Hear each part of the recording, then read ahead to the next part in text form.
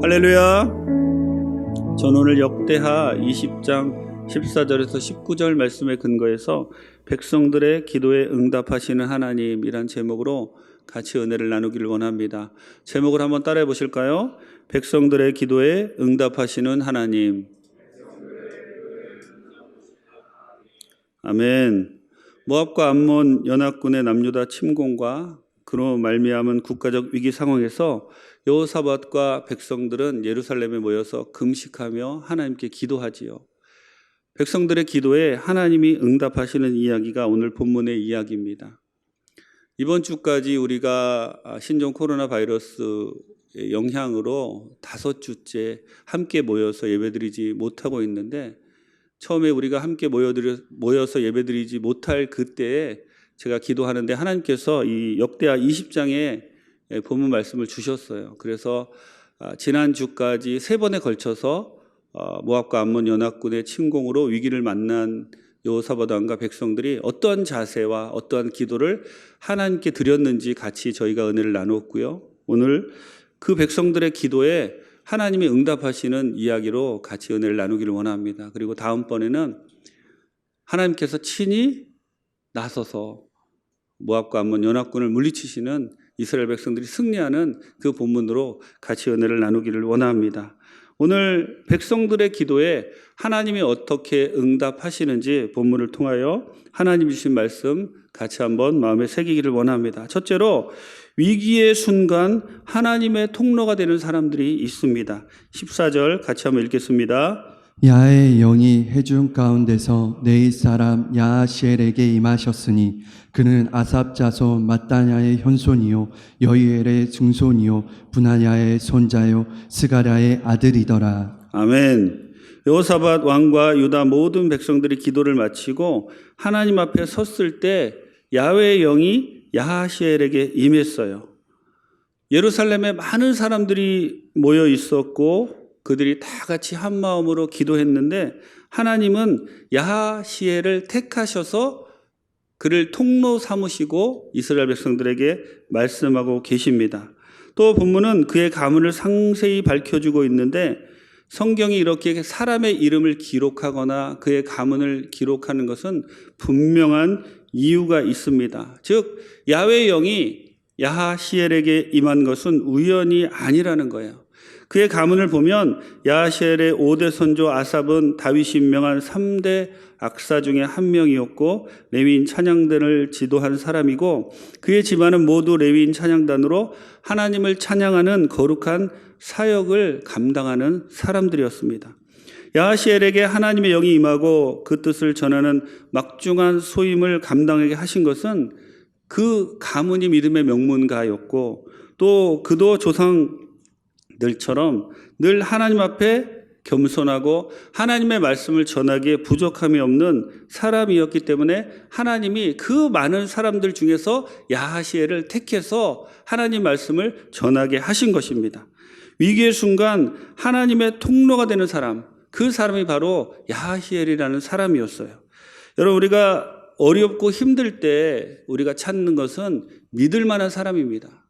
하나님도 어렵고 힘들 때 하나님의 통로가 되는 사람들, 하나님께 쓰임받는 사람들을 찾으시는데 하나님이 믿을 만한 사람을 찾으신다는 거예요.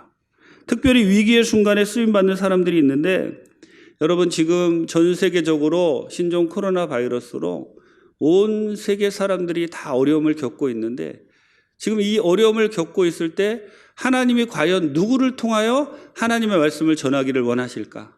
또 하나님이 누구를 통로 삼으셔서 그를 통하여서 이 위기를 극복하게 하실까? 여러분 한번 잘 생각해 보세요. 이 시간 여러분 하나님의 통로가 되는 사람들이 어떠한 사람인지 한번 우리 모두 생각해 보는 그런 시간이 되었으면 좋겠습니다. 야하시엘처럼 믿음의 명문가의 사람도 하나님이 쓰실 것이고요. 또 계속해서 하나님을 찬양하고 경배하며 하나님과 교제하는 그러한 사람도 쓰시겠지만, 제가 볼 때는 하나님은 이 시대를 보면서 신종 코로나 바이러스로 전 세계가 힘들 때 과연 우리에게 왜 하나님이 이렇게 힘든 일을 허락하셨을까? 다른 사람을 보고 손가락질하는 것이 아니라 먼저 내 자신을 보고 안타까워하면서 주님의 뜻대로 살지 못한 내 자신을 보며 마음을 찢고 주님 앞에 나오는 사람들, 그리고 정말 주님, 내가 다시 한번 결단하기를 원합니다.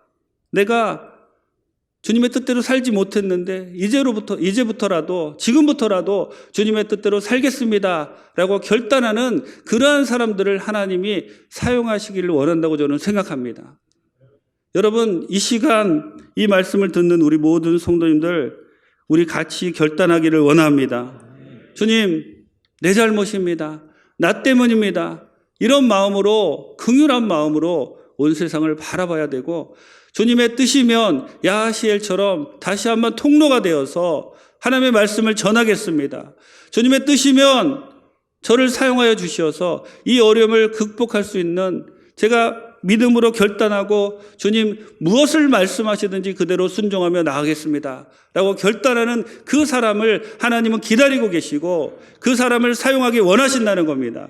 여러분이 그런 야하시엘처럼 하나님께 사용되어지는 그런 모든 분들 다 되시기를 주님의 이름으로 축원합니다. 빌립보서 2장 15절 같이 한번 읽겠습니다. 이는 너희가 흠이 없고 순전하여 어그러지고 거스르는 세대 가운데서 하나님의 흠없는 자녀로 세상에서 그들 가운데 빛들로 나타내며. 아멘. 디모데후서 2장 21절입니다. 그러므로 누구든지 이런 것에서 자기를 깨끗하게 하면 기이 쓰는 그릇이 되어 거룩하고 주인의 쓰심에 합당하며 모든 선한 일에 준비함이 되리라. 아멘.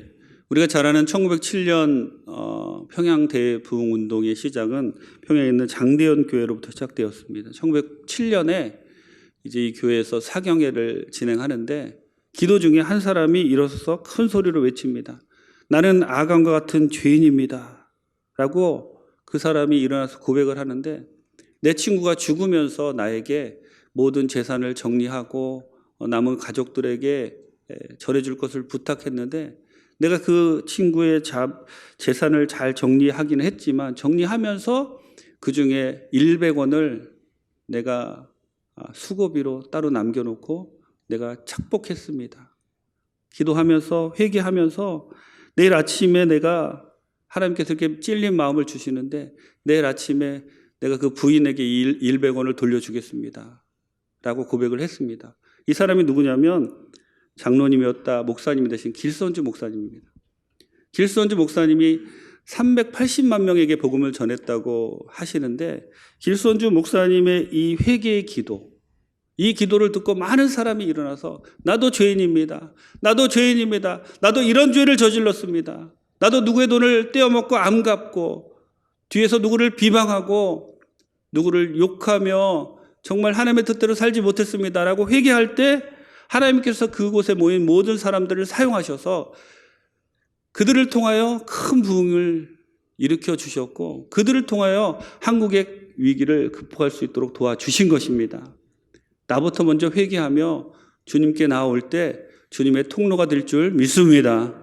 두 번째로 위기의 순간 필요한 믿음이 있습니다. 15절부터 17절 같이 한번 읽겠습니다. 야하시엘이 이르되 온 유다와 예루살렘 주민과 여호사밧 왕이여 들을지어다. 야훼께서 이같이 너희에게 말씀하시기를 너희는 이 큰 무리로 말미암아 두려워하거나 놀라지 말라. 이 전쟁은 너희에게 속한 것이 아니요 하나님께 속한 것이니라. 내일 너희는 그들에게로 내려가라. 그들이 시스 고개로 올라올 때에 너희가 골짜기 여기 여루엘 들 앞에서 그들을 만나려니와 이 전쟁에는 너희가 싸울 것이 없나니 대열을 이루고 서서 너희와 함께한 야훼가 구원하는 것을 보라. 유다와 예루살렘아 너희는 두려워하지 말며 놀라지 말고 내일 그들을 맞서 나가라. 야훼가 너희와 함께하리라 하셨느니라. 아멘. 아멘. 백성들이 모여서 금식하며 기도하니 하나님이 응답을 하십니다.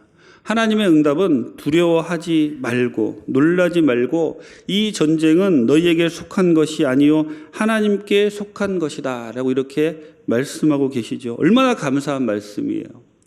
이 하나님의 응답을 들은 백성들이 정말 기뻐하고 하나님께 감사했습니다. 그런데 하나님은 이렇게 말씀하시고 이제 전쟁은 나에게 속한 것이니까 너희들은 집안에 가서 편안히 있어라. 내가 적들을 다 물리치고 나면 너희들은 와서 전리품이나 챙겨라. 이렇게 하지 않으셨어요.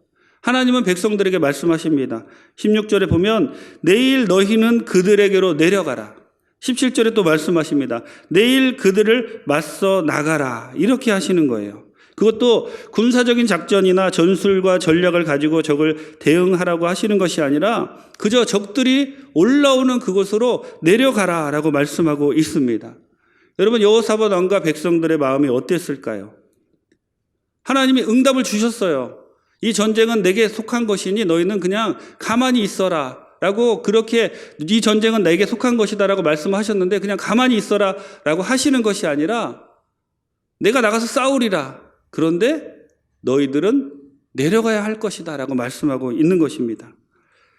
아마 그들은 갈등했을 것 같아요. 여호사밧 왕과 남유다 백성들이 어떻게 보면 무모해 보이는 이 하나님의 말씀에 조금이라도 의심이 있었다면 그들은 이 말씀에 순종하지 못했겠지요. 모압과 암몬 연합군의 공격에 하나님의 말씀만 믿고 그냥 무방비로 내려갔다가 다 죽으면 어떡할까? 그런 생각들이 그들에게 있었지만 여호사밧 왕과 백성들은 하나님의 말씀을 믿고 그들을 순종하며 행합니다. 아무런 방비 없이, 나중에 이제 다음번에 제가 말씀을 전할 텐데, 하나님의 말씀에 순종하며 나갑니다. 위기의 순간, 정말로 어려운 순간에 필요한 믿음은 이런 믿음인 거예요. 하나님 말씀을 그대로 믿고 모든 것을 맡기는 믿음. 그 모든 믿음을 보시고 하나님은 우리를 위기에서 벗어나게 해주시는 겁니다. 여러분, 하나님의 말씀을 믿고 모든 것을 맡길 만한 그러한 믿음이 여러분에게 있으십니까? 아멘 하신 분들도 있고 아멘 소리가 작은 분도 계세요. 그렇지만 중요한 것은 그 믿음을 보시고 역사하시는, 갈등이 생기죠. 정말 이렇게 될까? 정말 하나님의 말씀대로 이루어질까? 하지만 그 말씀을 있는 그대로 믿고 나가는 그 발걸음, 그 믿음의 순종의 발걸음을 보시고 주님은 역사하신다는 거예요. 이런 믿음으로 지금 여러분이 당하고 있는 모든 위기를 극복하는 귀한 분들 다 되시기를 주님의 이름으로 축원합니다. 잠언 3장 5절에서 6절 같이 한번 읽겠습니다. 너는 마음을 다하여 야훼를 신뢰하고 내 명철을 의지하지 말라. 너는 범사의 그를 인정하라. 그리하면 내 길을 지도하시리라. 아멘. 열왕기상 17장 13절 말씀입니다. 엘리야가 그에게 이르되 두려워하지 말고 가서 내 말대로 하려니와 먼저 그것으로 나를 위하여 작은 떡 한 개를 만들어 내게로 가져오고 그 후에 너와 내 아들을 위하여 만들라. 아멘. 우리가 같이 벌써 은혜를 나눴던 사르밧 과부에 관한 이야기죠. 가뭄을 당해서 먹을 것이 없는데 이제 마지막 남은 그것 먹고 아들과 함께 죽으려고 하는데 엘리야가 와서 말하는 거예요. 나를 위해서 먼저 그것을 만들라. 그때 마음이 어땠을까요? 하나님을 믿는 믿음, 그 선지자를 믿는 믿음, 그 믿음이 없었다면 그렇게 하지 못했겠지요. 먼저 그것을, 마지막 남은 것을 구워서 엘리야에게 주었을 때 그 믿음을 보시고 하나님은 역사하셨습니다. 제가 1997년에 선교지로 교회 명을 받고 갔는데요. 처음 교회에서 저에게 명령을 내린 곳은 제가 원래 가려고 했던 보르네오 섬이 아니라 싱가포르 옆에 조호바루라는 곳에 가서 한인교회를 섬기라는 그러한 명령을 내리셨습니다. 그래서 명령에 순종해서 갔더니 한 10가정 정도 주일 예배에 참석하시면 한 15명, 20명 이렇게 모여서 예배 드리시는 거예요. 그때 1997년, 98년도에 우리나라의 IMF로 인해서 많이 힘들었, 그 IMF의 구제를 받고 힘든 그러한 시절이었고, 그 당시 세계 경제가 다 어려워서 말레이시아도 굉장히 힘들었습니다. 제가 가서 보니까 교회세도 내야 되고 교회에 여러 가지 들어가는 그러한 재정이 많은데 도저히 방법이 생각이 안 나는 거예요. 왜냐하면 모두 다 어려우니까 이제 막 한국으로 철수하는 가정도 생기고 점점 교회가 나아질 그런 기미는 보이지 않습니다. 제가 매일 새벽에 나가서 무릎 꿇고 기도하는데 하나님이 이런 마음을 주시더라고요. 나를 믿고 교회 재정의 11조를 선교 헌금으로 보내라. 그래서 제가 재정 집사님과 그 당시 같이 목회에 협력하는 그 집사님들께 말씀을 드렸습니다. 집사님들 제가 기도하는데 하나님이 교회 재정의 11조를 저 동말레이시아 계신 선교사님 선교 헌금으로 드리라고 하는데 어떻게 하면 좋을까요? 난리가 났죠. 목사님 무슨 여기 오신 지 얼마 안 돼서 실정을 잘 몰라서 그러신다고. 지금 우리 교회 형편도 어려운데 우리가 그것을 떼어서 드리면 뭐 누가 알아주는 것도 아니고 정말 나중에 어떻게 하려고 그러시냐고.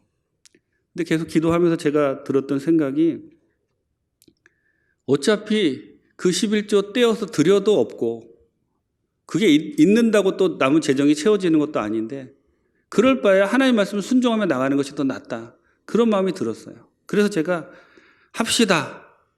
강력하게 밀고 나가서 같이 교회 재정의 11조를 떼어서 성경을 드렸는데 정말 놀라운 일이 일어났습니다. 저는 그때 우리 재정 집사님 그 목소리 계속 전화가 오는 거예요. 목사님, 하나님이 채워주셨어요. 목사님, 하나님이 채워주셨어요. 정말 제일 먼저 그 재정 집사님이 변하시더라고요. 하나님이 그 어려운 때에 전혀 교회가 부족함이 없도록 채워주신 그 경험이 저에게 있습니다. 여러분, 지금 우리 모두가 다 어렵지요. 모두가 다 어렵습니다. 하지만 그 어려운 가운데 하나님의 역사를 체험하는 사람들이 있어요. 어떤 사람들이냐면 믿음의 걸음을 걷는 사람들. 믿음의 걸음을 걷고 하나님의 뜻대로 한번 살아보자. 내가 지금 어렵지만 이 어려움을 통해서 하나님을 더 깊이 만나보자 라고 믿음의 걸음을 걷는 그분들, 그 믿음을 보시고 하나님의 위기를 극복하게 도와주십니다. 여러분, 이 기회를 모두 다 어렵다 그렇게 생각부터 지지 마시고 다시 한번 이 믿음, 이 어려움을 통해서 하나님이 우리를 도와주실 것이다. 이 어려움이 더욱 주님을 깊이 만나는 그런 시간이 될 것이다. 이 어려움이 내가 하나님의 기적을 체험하는 그런 시간이 될 것이다. 라는 그 믿음으로 믿음의 걸음을 걷는 여러분 다 되시기를 바랍니다. 여호사밧 왕과 유다 백성들이 야훼께서 분명히 내가 이 싸움을 싸울 것이다 라고 말씀하셨지만 하나님은 그들에게 말씀하신 거예요. 내일 그리로 내려가라. 그리로 내려가는 그 발걸음이 있어야지 하나님의 역사가 나타나는 겁니다. 그 여호사밧 왕과 백성들이 믿음의 걸음을 걸었던 그 믿음의 걸음을 우리 여의도 순복음 광명교회 모든 성도님들 함께 걷기를 주님의 이름으로 부탁을 드립니다. 셋째로 위기의 순간 필요한 감사와 찬양이 있습니다. 18절부터 19절 같이 한번 읽겠습니다. 여호사밧이 몸을 굽혀 얼굴을 땅에 대니 온 유다와 예루살렘 주민들도 야훼 앞에 엎드려 야훼께 경배하고 그앗 자손과 고라 자손에게 속한 네잇 사람들은 서서 심히 큰 소리로 이스라엘 하나님 야훼를 찬송하니라. 아멘. 야하시엘의 예언이 끝나자 여호사밧과 백성들이 얼굴을 땅에 대고 엎드려 하나님께 경배하고 레위 사람들을 서서 하나님을 찬송하고 있습니다.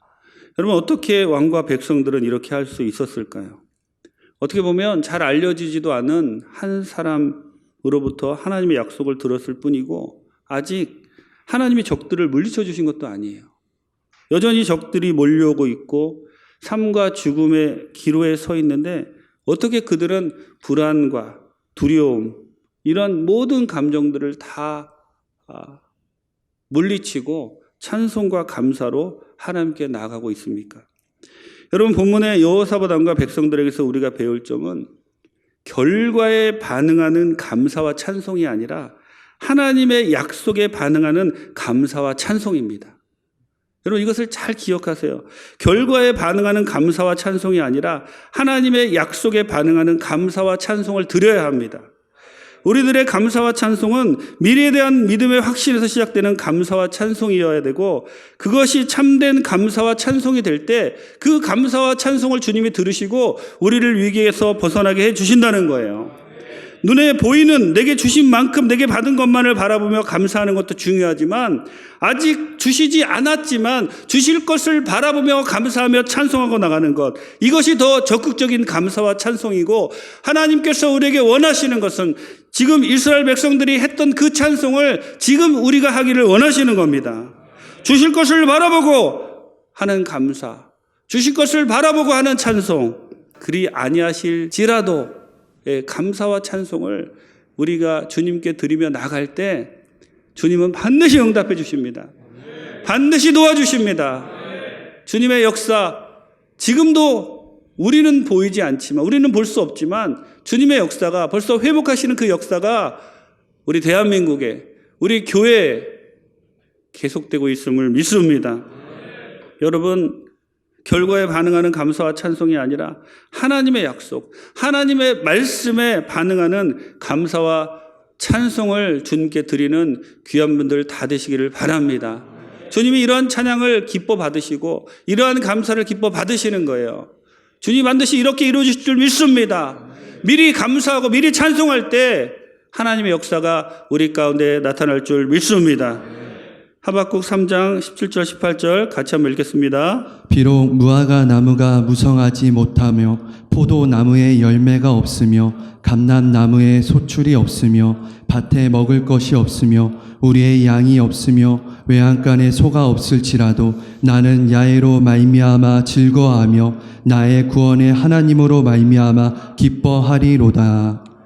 다니엘서 3장 16절 18절 같이 읽겠습니다. 사드락과 메삭과 아벳느고가 왕에게 대답하여 이르되 느부갓네살이여 우리가 이 일에 대하여 왕에게 대답할 필요가 없나이다. 왕이여 우리가 섬기는 하나님이 계시다면 우리를 맹렬히 타는 풀물불 가운데서 능히 건져내시겠고 왕의 손에서도 건져내시리이다. 그렇게 하지 아니하실지라도 왕이여 우리가 왕의 신들을 섬기지도 아니하고 왕이 세우신 금 신상에게 절하지도 아니할 줄을 아옵소서. 아멘. 우리가 잘 아는 그리 아니하실지라도 우리는 주님을 배반하지 않겠습니다. 이 말씀이 본문의 말씀이지요. 미리 찬양하세요. 미리 감사하세요. 미리 기뻐하세요. 주님이 반드시 도와주십니다. 우리가 알거니와 하나님을 사랑하는 자 곧 그 뜻대로 부르심을 입은 모든 자들에게 모든 것이 합력해서 선을 이루는 놀라운 역사가 나타날 줄 믿습니다. 우리 여도순복음 광명교회 모든 성도님들은 위기의 순간에 야하시엘처럼 쓰임받는 성도님들이 되기를 원합니다. 위기의 순간에 주님을 믿는 믿음으로 한 걸음 내딛는 성도님들이 되기를 원합니다. 위기의 순간에 주님께서 회복시켜 주실 것을 믿고 감사와 찬송을 미리 드리는 귀한 성도님들 되실 줄 믿습니다. 이렇게 우리가 이런 마음과 이런 자세로 나간다면 하나님이 우리를 반드시 도와주시고 우리를 회복시켜 주십니다. 기도하겠습니다. 좋으신 하나님 감사합니다. 하나님 오늘 주님께서 주신 말씀을 통하여 하나님 귀한 믿음 깨닫게 해주시니 감사합니다. 야하시엘처럼 위기의 순간 통로가 되는 사람이 되게 도와주옵시고 위기의 순간 믿음으로 한 걸음 더 나가는 우리 모두가 다 되게 도와주옵시고 여호사밧 유다 백성들처럼 주님께서 주신 약속의 말씀을 붙잡고 미리 감사하고 미리 찬양하는 우리 모두가 다 되게 도와주옵소서. 그리 아니하실지라도 주님 배반하지 않겠습니다 라는 그 믿음을 갖고 우리가 나가게 도와주시옵시고 이 모든 어려움에서 우리 교회를 건져주시고 이 모든 어려움에서 우리 모든 성도님들 건져주시고 붙잡아 주옵소서. 은혜를 감사드리옵고 예수님의 이름으로 기도합니다.